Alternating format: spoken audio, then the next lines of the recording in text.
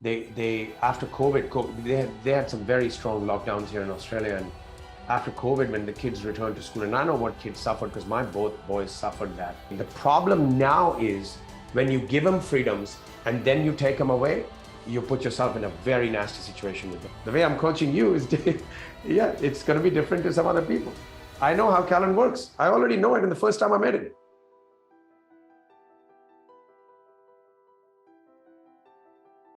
I've pasted a link to an article there on the chat. It's something that in an Australian newspaper today, it's an opinion. I found that very interesting, and in the context of what we are talking about.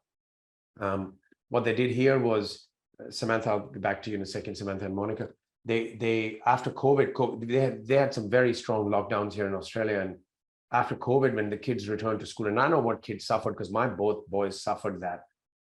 Their basketball, their school, everything was literally just taken away.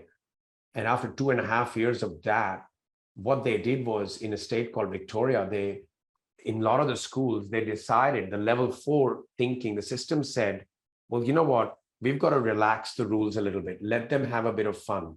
Let them have their phones. Let them, they're coming after a period of extreme stress. And although I appreciate the sentiment, what the author has written there was someone who's been in the teaching system for 40 years. I also tend to agree with what he's saying, which is that now when it comes to boys in particular, and you're dealing with teenage boys, you see, you've given them a lot of freedom now. Now what's happening is a lot of teachers are questioning whether they want to enter that profession. They may not know this. Now you've got masculine energy.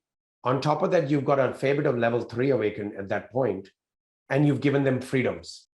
I think that's a cocktail for disaster.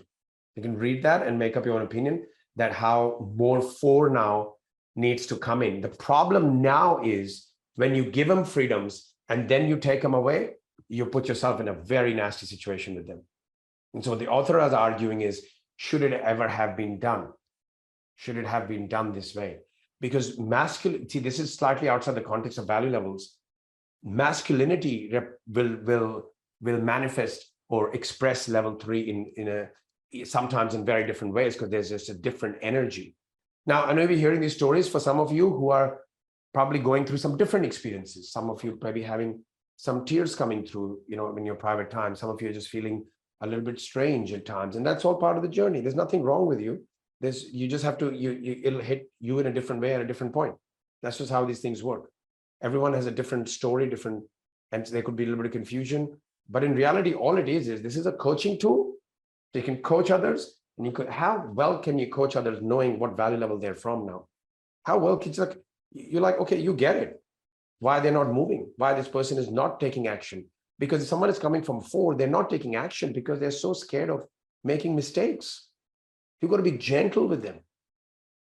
Some people who are an MVP, and if they have high 4 in them, then I know what to do. I know I'm not going to say, oh, go out and do this, do this, do this. That's just crazy. I'm going to find what will gently build their confidence. So that's important if you run group programs or if you're working with people individually. Otherwise, you just, they'll suddenly find that they don't get results, and they'll be like, oh, well, there's something wrong with me. So there's a level 5 where you give them tasks. Like I have Callan is in my MVP, and Callan, like I tell Callan, I want you to report this to me every week. Boom, he's on time every time. He needs to be told what to do. This is what I need, Callan. This is the task, and I'm gonna expect this on every so many days, and you need to be honest with me. And boom, he's like that. So that's how powerful this is. I actually use it, I apply it. Now, Callan, you may have figured this out by now. The way I'm coaching you is, yeah, it's going to be different to some other people. I know how Callan works. I already know it in the first time I met him. Yeah, that's what it's all about, right? I mean, I think, yeah, it's, and I understand. I'm just allowing myself to be coached in this way. So I mean, it's all about just bowing down to the process. He's in his 5. He loves being held accountable. He loves guidance. He loves mentoring. He'll do much better, having a coach with him and having a direction. And he's very, very honest.